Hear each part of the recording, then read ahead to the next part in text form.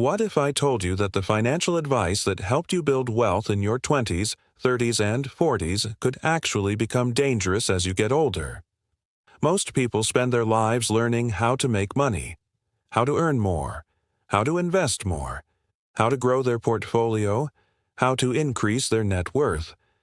But very few people learn the second half of the wealth equation, how to keep it, and that might be the more important skill, because creating wealth and preserving wealth are two completely different games. The first game is about growth. The second game is about protection. The first game rewards risk. The second game rewards wisdom. The first game asks, how much can I gain? The second asks, how much can I afford to lose? And as every year passes, that second question becomes more important. Today, we're going to explore the wealth preservation rules of aging. These are the financial lessons that become more valuable every year, especially after age 50, because the goal is not just to become wealthy. The goal is to stay wealthy. Let's begin. When you're young, time is your greatest financial asset.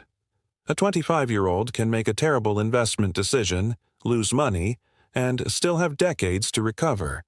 A failed business, a market crash, a bad financial decision.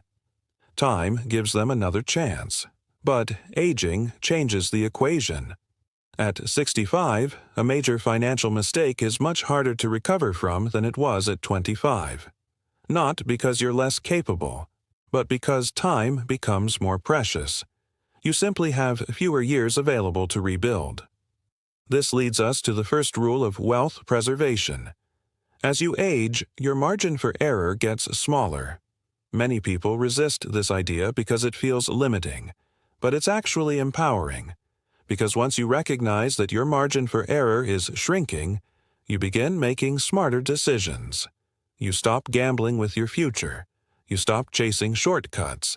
You stop taking unnecessary risks. And that's where real financial maturity begins. One of the biggest dangers people face later in life is greed disguised as opportunity. Imagine someone who has spent 40 years building a comfortable nest egg. They've saved diligently, invested consistently, made responsible decisions. Then suddenly they hear about a once-in-a-lifetime opportunity, a high-return investment, a guaranteed strategy, a secret system promising extraordinary profits. And they become tempted, not because they need more money, but because they want more money. And that's often when wealth destruction begins. History is filled with examples of people who spent decades building wealth and only a few months losing it, not because they lacked intelligence, but because they abandoned discipline. This brings us to the second rule. When you get older, protecting wealth becomes more important than maximizing returns.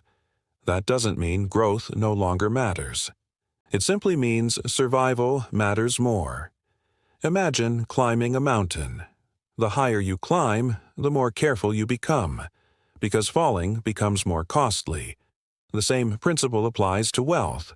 The larger your financial foundation becomes, the more valuable preservation becomes.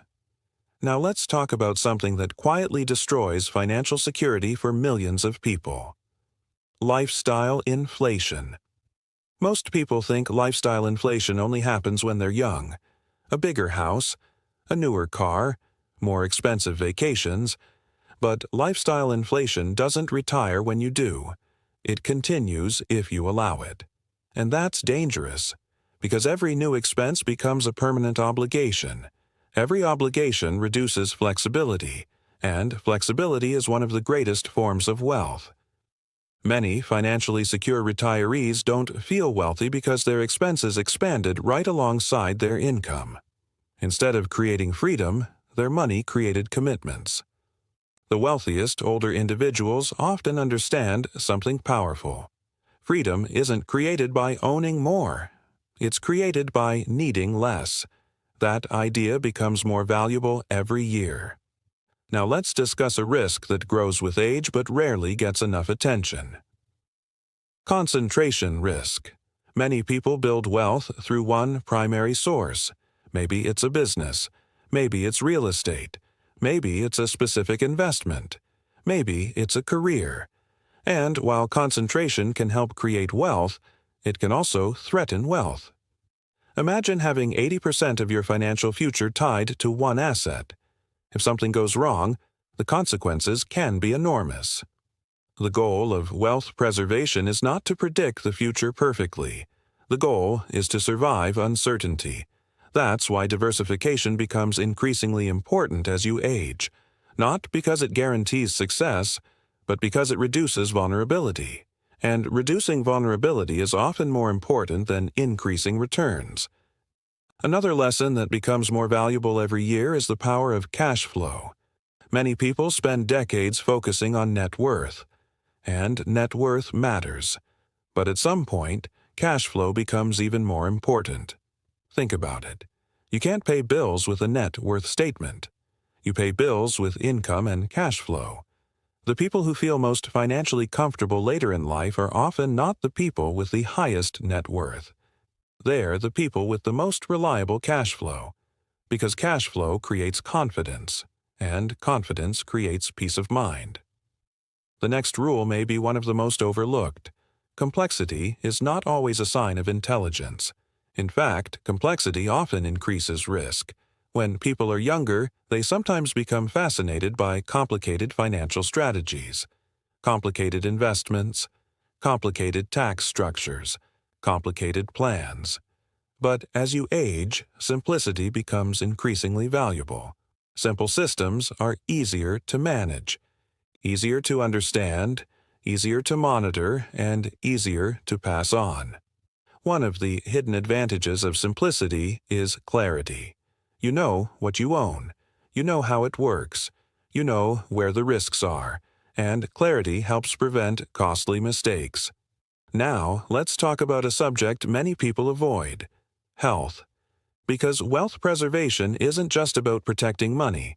It's about protecting the life that money supports. Many people underestimate the financial impact of health decisions. Poor health can create enormous financial pressure. Medical expenses, reduced mobility, increased care needs, unexpected costs.